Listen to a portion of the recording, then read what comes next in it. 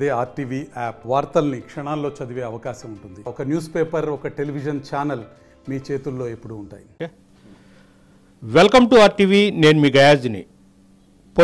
శ్రీ పొట్టి శ్రీరాములు నెల్లూరు జిల్లా కలవాయి మండలం పెర్లకొండలో గత నెల కిందట జరిగిన గోపి అనే యువకుడు అతి కిరాతంగా పొలాల్లో హత్య చేయడం జరిగింది. ఈ హత్య కేసు పోలీసులకైతే ఒక సవాలుకైతే మారింది. ఇప్పటికి కూడా 3 పోలీసు టీములు హంతకుల కోసం గాలిస్తున్నప్పటికీ ఏమాత్రం చిన్న క్లూ కూడా దొరక్కపోవడంతో ఇది నెల్లూరు జిల్లాలో ఒక చర్చాంశంగా మారింది.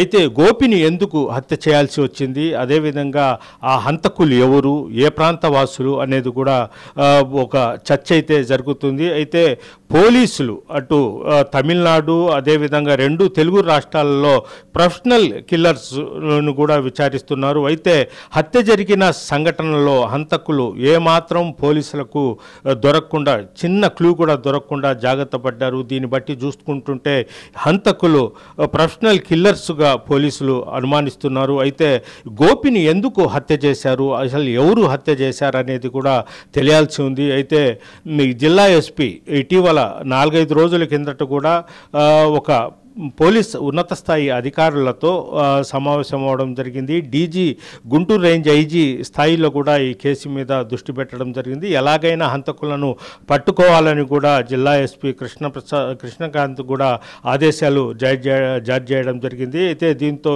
ఒక వారం 10 రోజుల కిందట కూడా జిల్లా ఎస్పీ కృష్ణకాంత్ జిల్లా స్థాయి పోలీసు కొద్దిగా సీనియర్ అధికారులతో కూడా సమావేశమై ఈ కేసును ఎలాగైనా ఒక ఛాలెంజ్గా తీసుకొని హంతకులను అరెస్ట్ చేయాలని కూడా సూచించడం జరిగింది. ప్రధానంగా కలవాయి మండలంలోని పెళ్లకొండ గ్రామానికి చెందిన మోహన్ రావు భాగ్యమ్మలు మామూలుగా వ్యవసాయ కుటుంబం.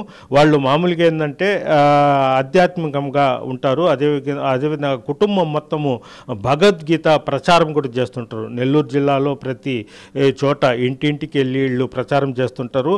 ఈ దంపతులకు ఇద్దరు సంతానము. పెద్ద అతను వచ్చి కార్తీకు, రెండో అబ్బాయి వచ్చి గోపి. అంటే ఇద్దరికి పెళ్లి కాలేదు. అంటే కార్తీక్ వచ్చి 30 సంవత్సరాలు ఉంటాయి. గోపి అంటే హత్యకు గురి కాబట్టిన గోపికి వచ్చి 27 సంవత్సరాలు. వీళ్ళు భగవద్గీత ప్రచారకులు అని కూడా చెప్పుకోవచ్చు. అదేవిధంగా వీళ్ళు చేతులు కాళ్ళు ఇరిగిపోయిన వారికి కూడా నాటు వైద్యం చేసి కట్లు కడుతుంటారు. అయితే గోపి కలవాయి మండల కేంద్రంలో ఒక గది తీసుకొని అక్కడే కొంతమంది ఎవరైనా ఈ పేషెంట్స్ కాళ్ళు చేతులు ఇరిగిన వాళ్లకు కట్లు కడుతుంటారు. అదేవిధంగా ఒక పక్క వ్యవసాయం చేసుకుంటేనే మరో పక్క భగవద్గీత ప్రచారం కూడా చేస్తుంటాడు. డిసెంబర్ 11వ తేదీ ఉదయం 7 గంటలకు గోపి ఇంటి నుంచి ఆ గ్రామానికి, ఆ ఇంటికి సుమారు ఒక 5-6 కిలోమీటర్ల దూరంలో నిమ్మ తోట ఉంది వాళ్లకు. అయితే ప్రతిరోజు గోపి తోటలోకి వెళ్ళి 7 గంటలకు తోటలోకి వెళ్ళి 9 గంటలకల్లా ఇంటికి వచ్చేస్తుంటాడు. అది రోజువారి మాదిరిగానే గోపి 11వ తేదీ డిసెంబర్ 11వ తేదీ 7 గంటలకు నిమ్మ తోటలకు వెళ్ళడం జరిగింది. వెళ్ళి అక్కడ అంటే మోటార్ బైక్లో వెళ్ళి ఎరువు అయి పురుగుల మందులు అయి చల్లి తిరిగి వస్తుంటాడు. అయితే 11వ తేదీ మాత్రము 10-11 గంటలు అయినప్పటికీ రాకపోవడంతో తండ్రి అయిన మోహన్ రావు, తల్లి భాగ్యమ్మలు ఇంకా గోపి టిఫిన్ రాలేదు. మామూలుగా అయితే 8:30-9 గంటలకే వచ్చేస్తాడు. ఎందువల్ల రాలేదు 10-11 కావస్తున్నా అని కూడా వాళ్ళు కంగారు పడి ఆ సమీప బంధువు అయిన శివాజీని అక్కడికి పంపడం జరిగింది. అక్కడికి వెళ్ళేటప్పటికీ గోపి రక్తపు మడుగుల్లో అంటే అతి కిరాతంగా చంపేసి పడేసి ఉన్నారు. పక్కనే మోటార్ బైక్ కూడా పడిపోయింది. అయితే వెంటనే అతను హడావుడికి వచ్చి ఆ గ్రామస్తులకు, తల్లిదండ్రులకు చెప్పడంతో వాళ్ళు వచ్చి అప్పటికే శరీరం మీద సుమారు ఒక 20 నుంచి ఒక 30-40 కత్తిగాయాలు అతి కిరాతకంగా నరికి చాలా కసిగా చంపినట్లు అయితే కనిపిస్తూ ఉంది. అయితే ఒక పక్క వర్షం కురుస్తుండడము, అదేవిధంగా మొత్తం నరికి పక్కనే పడేయడం జరిగింది. వెంటనే ఈ తల్లిదండ్రులు పోలీసులకు ఫిర్యాదు చేయడంతో పోలీసులు కూడా రంగప్రవేశం చేసి సంఘటన చేరుకున్నారు.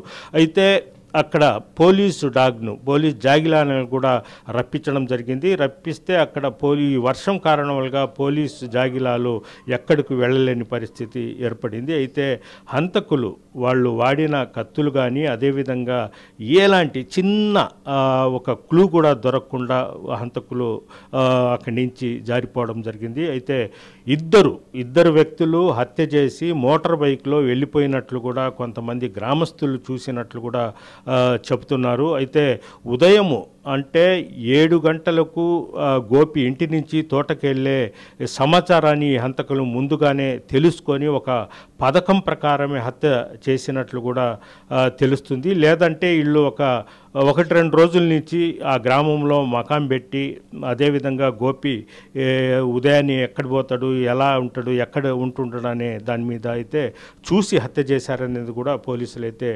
తెలుస్తుంది. అదేవిధంగా గోపికి సంబంధించిన ఫోను ఎవరికి ఆ రోజు ఎవరికి ఫోన్ చేశాడు, అదేవిధంగా ఒక 2-3 రోజులు కానీ ఆ నెలంతా ఎవరికి ఎక్కువ రోజులు ఫోన్లో మాట్లాడారనే కోణంలో కూడా పోలీసులు అయితే విచారిస్తున్నారు. అయితే ఎక్కడ ఎలాంటి క్లూ కూడా దొరకలేదని కూడా మనకైతే తెలుస్తోంది. అదేవిధంగా ఇతను భగవద్గీత ప్రచారకుడు, అదేవిధంగా ఆ కోణంలో కూడా విచారిస్తున్నారు. ఎవరైనా శత్రువులు ఈ ఘాతకానికి పాల్పడ్డారా అనే కోణంలో కూడా విచారిస్తున్నారు. అదేవిధంగా ఏదైనా అంటే గోపికి ఏదైనా వివాహేతర సంబంధాలు ఏమైనా కలిగి ఉన్నాయా, అలాంటి విషయంలో ఇతన్ని హత్య చేశారా అనే కోణంలో కూడా విచారిస్తున్నారు. అయితే గోపి కొంతకాలం కిందట హైదరాబాద్లో కూడా ఉన్నాడు.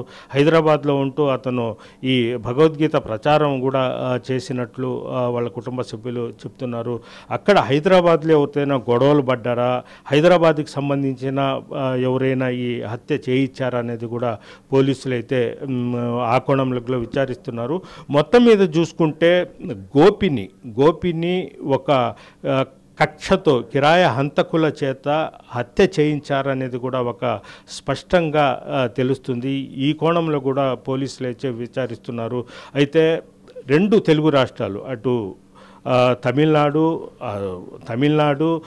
తెలంగాణ, కర్ణాటక, అదేవిధంగా మన ఆంధ్రప్రదేశ్లో రౌడీ షీటల్ కిరాయి హంతకుల మీద కూడా పోలీసులు అయితే దృష్టి పెట్టి ఉన్నారు. మొత్తం మీద చూసుకుంటే ఈ కేసు పోలీసులకైతే సవాల్గా మారి ఉంది. అయితే పోలీసులు ప్రత్యేక 3 టీంలుగా ఏర్పడి హంతకులను పట్టుకునేందుకు తన వంతుగా గట్టిగా కృషి చేస్తున్నారు. అయితే ఇంతవరకు చిన్న క్లూ కూడా దొరకలేదని కూడా పోలీసులు చెప్తున్నారు. అయితే జిల్లా ఎస్పీ కృష్ణకాంత్ మాత్రం త్వరలోనే హంతకులను ఖచ్చితంగా పట్టుకుంటాం, తప్పు చేసినవాడు ఎక్కడికి వెళ్ళలేడని కూడా ఎస్పీ కృష్ణకాంత్ అయితే ధీమా వ్యక్తపరుస్తున్నారు. ప్రధానంగా ఈ కేసు మీద ఉన్నత స్థాయి అధికారులు కూడా ఇటీవల కాలంలో ప్రత్యేకంగా సమావేశం పెట్టి ప్రత్యేక టీంలను కూడా ఏర్పాటు చేయడం జరిగింది. అయితే త్వరలోనే ఈ హంతకులను అరెస్ట్ చేస్తామంటున్నారు, పట్టుకుంటామంటున్నారు. అయితే ఈ కేసు చిక్కుముడి ఇంతవరకు వీళ్ళేది. ఈ కేసు మాత్రం పోలీసులకు సవాల్గా మారిందని కూడా మనం చెప్పుకోవచ్చు. వీడియో ప్రదీప్తో గయాజ్, RTV, కలవాయి నుంచి. ఈ కలవాయి PS లిమిట్స్లో పార్లకొండ అనే గ్రామం పొలాల్లో ఒక హత్య చేయడం జరిగింది. దాని పోలీస్ స్టేషన్లో నమోదు కావడం జరిగింది. ఆ దర్యాప్తులో భాగంగా ఆ కేసులో నిందితులు ఎవరైంది అనేది పవర్ష ఇంతవరకు తెలియరాలేదు. అది ఐడెంటిఫై చేయడం కోసము ఆ కేసులో 4-5 టీములు పెట్టడం జరిగింది. రకరకాల కోణాల్లో దర్యాప్తు చేస్తున్నాం, ఇంకా జరుగుతూ ఉంది. ఆ కేసు ఛేదించేదానికి అన్ని ప్రయత్నాలు చేస్తున్నాం. త్వరలో ఛేదించే అవకాశాలు కూడా ఉండేటట్లుగా అందరం కూడా ఎఫర్ట్స్ పెడతా ఉన్నాం.